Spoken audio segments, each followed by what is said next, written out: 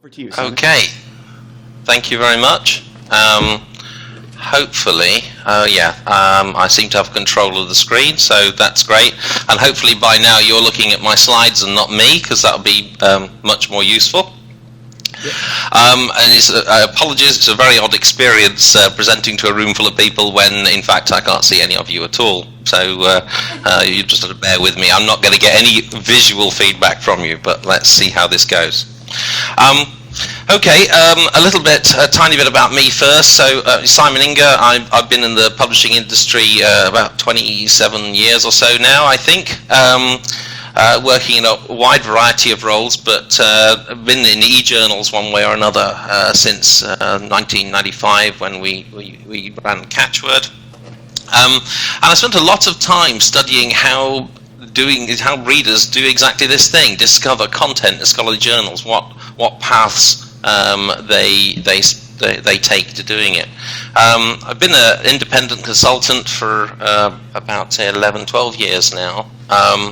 And working for a very wide range of clients, and quite often at this sort of discovery level and looking at channels to readers one way or another. So what I'm going to do today is talk about a little bit about this, which is frankly a bit of a mess. Over on the right hand side I've got if I do that, you can see where I'm highlighting things like green arrow. I've got where the publisher's content lives, and I'm going to look at where content lives in two incarnations: a publisher's article on their own website, and also where that article might live on an aggregated website, perhaps with an EBSCO or ProQuest kind of solution.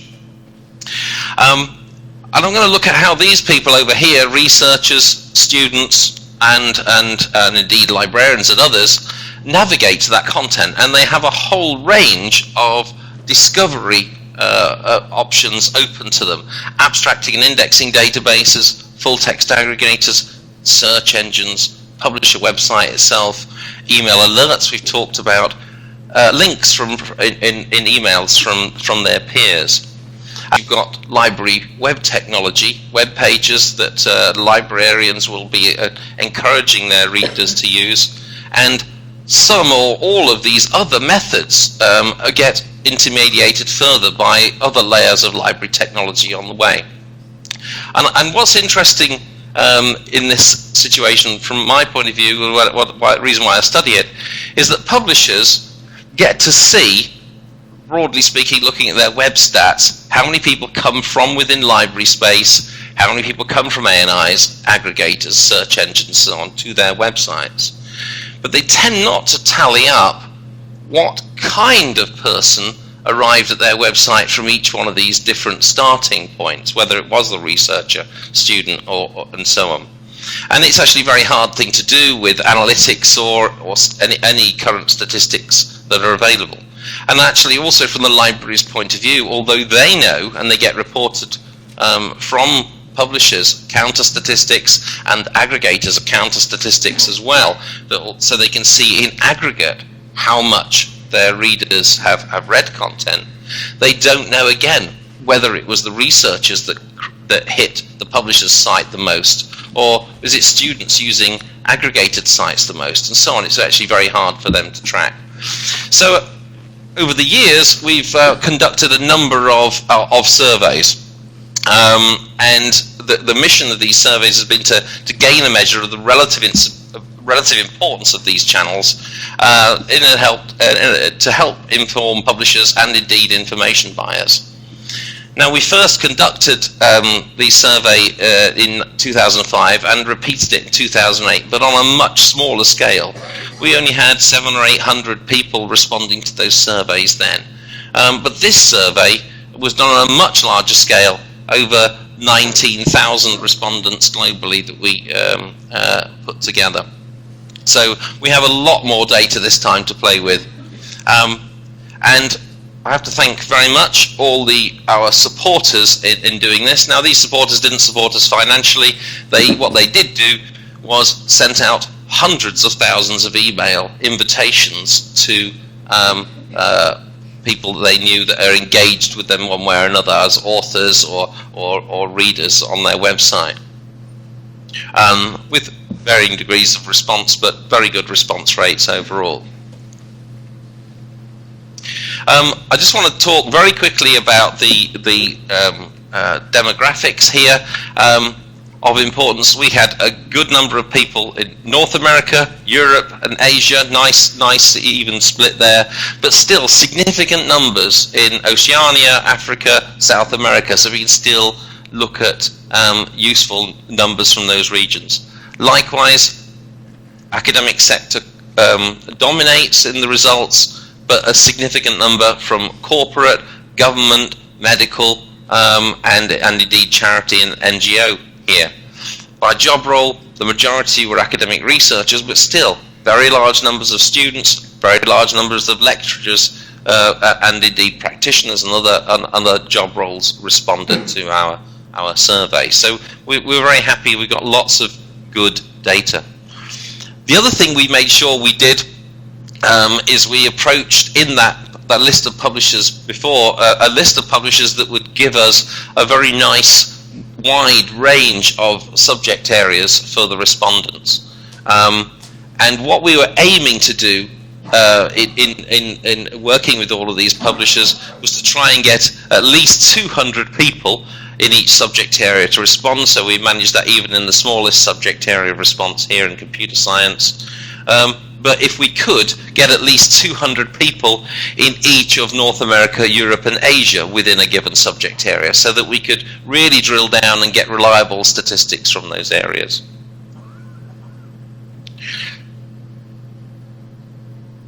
Okay. Some of the limitations of this study, first of all, it's a survey. It was only done in English, so it carries with it certain limitations too. The survey used invitations from our supporters, which are not necessarily completely representative of the planet, but again, there's a large number of people, so we can be reasonably happy about it. And this last point both works against us and in favour of us in some respects. Due to data privacy or data protection rules, all of those invited to the survey via email must be quite highly engaged with the publisher. They'll have opted in at some stage. And so it probably represents, well, it does represent people that are well engaged with the publisher and not the wider audience of individuals, perhaps. What kinds of things did we study in the survey?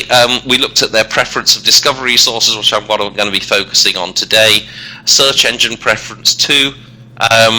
We looked at their device preference and their use of apps, which we won't be looking at here today, and also website features, which we're not going to look at. And again, we had lots of demographics to break those down with. So I didn't want to spend too long on that, so let's dive straight into some of the results. So one of the main areas we looked at was search behavior. The survey itself looked at browse behavior and indeed the behavior of when people are just following up on a citation, perhaps even from a reading list, and how people go about finding content then. But search is one of the major behaviors, of course, and so what I'm going to do is look at some of these.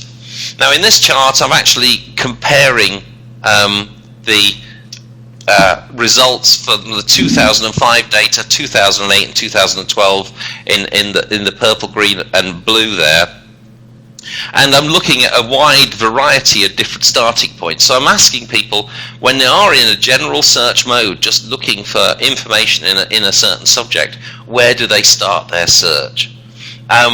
Now, in this sample here, we are looking at, we get a specialist bibliographic database as being the dominant one, an abstracting and indexing database that we were talking about a few moments ago. Now, one thing I should say about this sample is, what we did is that the 2005 and 2008 data were biased towards life sciences, there was still a nice spread of subjects, but there was a bias towards life sciences and medicine, and there was a bias towards North America and Europe. And so what we did to make a fair comparison in 2012, we actually downsampled the 19,000 people to 788 with that same bias, so we can at least look at trends within those areas reasonably reliably. I think of interest here then, so with noting that bias towards life science and medicine, ANIs dominate in this sector. Web search and general web search engines and specialist academic search engines like Google Scholar are also up there quite strongly. But there are others. I think one of the interesting things here is this jump here in library web pages and how much impact the improvements in library technology have had. They're still not anywhere near the top, but they are. It shows a significant improvement. We also, for the first time, looked at the impact of community websites like Mendeley and ResearchGate to see what impact they were having on where people started their research. So we had some interesting data there. Also, perhaps promisingly, from a publisher's perspective, the journal's homepage is improving in terms of a place where people will go and do a search, and publisher website itself is also maintains its position, but not as much as the other dominant ones here, the ANI and the big search engines. So it's important to note that the publisher websites are not the dominant or even a highly significant discovery channel as far as search is concerned. And certainly as well, one of the things we found in this research that neither Google nor Google Scholar are as dominant as you might think, at least for subscribers. I think when we're looking at this sample of people we're talking about here, I said they were engaged. They are probably subscribers, they're probably getting TOC alerts. And for those people, other starting points other than Google and Google Scholar in this example are more important to them. So we can slice and dice the data in many, many ways. So what I can then do is take one of those peaks, which is actually looking at library web pages, and look at how that varies by subject area. Now I'm just looking at the latest data, the 2012 data. And you can see here, I've got some very significant peaks: education, research, humanities, social and political science seem to make more use of library web technology in search than the physicists, and then over here the chemists as well. So we see that there is much greater reliance in some subject areas than others on library technology. So there's a question here really. I'm going to ask a number of questions through this. So there's an interesting question, I guess. Is the increased reliance on library web pages for search in humanities, education, research and social sciences because these areas are less well funded and so cannot support ANIs? Is that the main reason? What can publishers in these areas do to support and enhance discovery? I mean, apart from the obvious thing from that data, which is work very closely with library technology. Let's have a look at another major area of discovery, and that is the full text aggregators. We see something quite similar. Education, research, humanities are very high, psychology, social and political science very high here, as for people who are doing their discovery and ultimately delivery of the content from within those aggregations in this mode of use. Again, physics and astronomy way down here. Chemistry is also fairly low in this chart. So physical sciences tend to be much less well used, if not represented, within the full text aggregations relative to other starting points. So again, another question here: have humanities publishers become over-reliant on aggregators to make their content discoverable, or turn the whole thing around? Is everyone else under-reliant on that channel? So one of the other pieces of information we could get from the data was to look at the relative use of Google over Google Scholar by subject in higher income. This is just plotted by higher income areas. I'd say I can slice the data in many different ways. But looking at these data, we find that Google Scholar seems to be more important for social scientists and education researchers than whereas if you turn it around in physics, Google is more important, and indeed in many other subject areas. Now, I talked to people about why this may be, and one of the explanations offered for this was that in physics, the physicists might want to search a wider base of data at the same time. Google Scholar covers the academic literature, whereas Google will cover a much wider corpus of information still of relevance in search. Whereas perhaps in social sciences, a search in social science may reveal a whole raft of web pages which aren't at all academic, and so deflect people away, and so they're perhaps more likely to use Google Scholar in that instance. Excuse me. So is this evidence that physicists want to search other content types at the same time? Maybe it is. And that may well, as I said just a few moments ago, that may also be a valid reason between social science and humanities, that the social scientists, their content might get masked by other search results in a general search engine. Now, another useful thing, because I had the advantage of asking 19,000 people or getting responses from 19,000 people about the behavior, I can do a nice little statistical trick and ask them what it was they did the very last time they were doing anything online. So instead of saying, how do you normally behave, you can have the advantage of saying, the very last article you accessed, how did you access it? And what I found very interesting here is when I plot the data out for chemists in blue, medics in red, and life scientists in green, you see that for chemists, journal alerts here are just as common as search. For the very last article they accessed, they reckon they do that just about as often through alerts as through searching. Now, if you look at medics, journal alerts are down here and search is way up here, much higher. So there's a very significant difference in medicine, and indeed life sciences are a fairly significant difference too. Medics, though, rely much more on links in emails from colleagues by the looks of it. Chemists are more likely to follow up on bookmarks and follow up on citations. And barring statistical error, chemists have a slightly worse memory for what they did the very last time as well. But that's very interesting. I find that behavior particularly interesting, and not least because I was a chemist once in the dim and distant past. But maybe this is why chemists use TOC alerts just as much as search. Have you looked at chemistry table of contents alerts? This is the ACS ASAP service on mobile. They're visually based.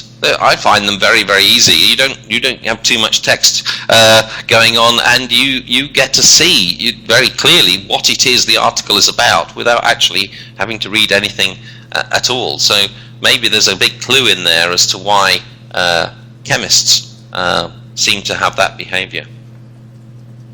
Now, not directly in the research, but I just wanted to cover this separately because it's just looking at the various discovery layers that go on. What I've done here is I'm going to contrast journals and books and reference products in the next couple of slides. What you'll see here is everything above this line is about where people discover content, and everything below is about delivery. And in journals, it's fairly simple. It is generally a publisher has its content online on its own site, and occasionally, not all publishers, but many publishers will license content as well through a third-party aggregator, ProQuest or EBSCO and indeed others. But that's all there is generally. There's only usually one or two incarnations of content, and all the discovery happens in lots of places, whether it's Google or a PubMed or an abstracting and indexing service or another kind of gateway, or indeed within a library technology layer, or indeed within one of these aggregations. I think that's very interesting. I like the ProQuest logo. You probably can't see it too well, but the ProQuest logo there includes the words in its logo, "Start here." I think that says an awful lot about what how they see their mission in discovery of content. That's very interesting. Contrast that situation with books. E-books tend to be in many places. I looked at, so you've got the Wiley online library as an example here. I think Wiley content is also available in EBL. It's probably also available in my iLibrary. Apologies for anybody from Wiley if it's not. Vital Source, I believe, is the technology provider. This is not uncommon. Publishers will have their content in many different delivery platforms. And discovery happens primarily in the same platform that delivery happens. There's lots of these verticals going on here. But in addition, you have Google indexing and search engines indexing, and also universities indexing. But it's library technology doing the indexing. But it's a much more complicated situation for discovery because all the delivery is in many places. And the delivery is in many places for perfectly good reasons at the moment, which is, frankly, there is no single easy business model out there for ebooks that has dominated. I think in journals we got to that point many years ago with a very simple business model for distribution. Reference gets even worse because the interesting thing about reference products is the discovery is generally the delivery platform as well. Now there are some exceptions to this. There are reference aggregations, organizations like Credo, which will do that. But even then, Credo is going to do the discovery within Credo and the content aggregated therein. So I think one of the interesting challenges we face in terms of discovery when we just move beyond journals is that the whole discoverability of ebooks is different. And e-reference is different. And it'll be interesting to see if we can get to the position where business models and the delivery technology of ebooks change so that discovery can be broadened and better integrated with the discovery of other content types. This is a major barrier, I think, to that at the moment. So I think I have about 2 minutes left. So what I'm just going to say is a few conclusions here. One of the main things for publishers to remember is that different readers start their search in different places for perfectly good reasons. They're very rational about why they make their choices, and they have lots of different places to start for very good reasons. And obviously, therefore, publishers need to support a wide range of discovery channels to suit their readers' preferences. And that is different from subject to subject. It is not obvious what those need to be. I think what's also very fascinating is that high volume referrers may not be the ones that bring your most important readers to your site. Since most publishers will tell you that a great deal of their traffic to their site in raw referrals come from generalist search engines, and yet these data that I put forward today show you that that's not what people say they do. Either people are misinterpreting or misrepresenting what they do, or because these people that we've surveyed are the engaged ones with publishers, they have a genuinely different behavior, and they're not coming from these high volume referrers. They are coming from more specialist places. So I think that means that that publishers need to concentrate, or at least be aware of, where their most important readers are coming from, and that is, whether that's for example, authors or senior researchers, the most important, most influential people. How are they discovering content? And also the flip side of that is, what can publishers do to further engage with people on the periphery? What do they need to do to get to those people? So I think that's probably everything I need to say at the moment, pending questions. So and I think we're going to take all those at the end of everybody's talk. So hoping you've managed to hear all of that. Thank you very much.